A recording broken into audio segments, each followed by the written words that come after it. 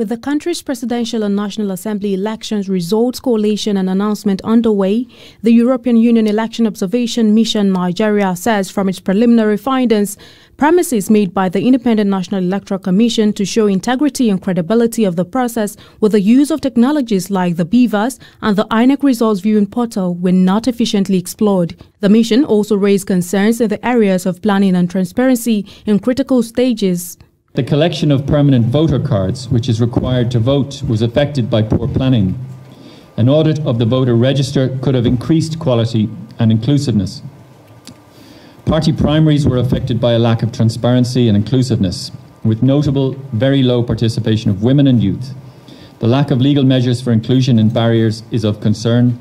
The conduct of contesting parties and candidates, as well as some gaps in the law, led to a spate of pre-election court cases, with some matters not finalised ahead of elections.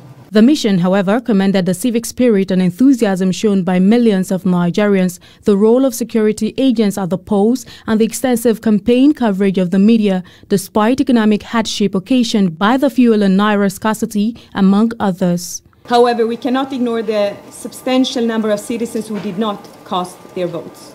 Nor can we ignore the fact that in some cases during our observation, more transparency was necessary during the counting of the votes. The European Union Election Observation Monitoring, while continuing its observation of the ongoing collation of results, advises that any dispute arising from the process should be addressed through established legal channels.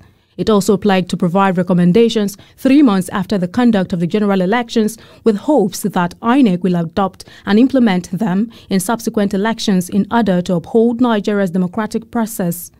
Aisha Salihu, Trust TV News, Abuja.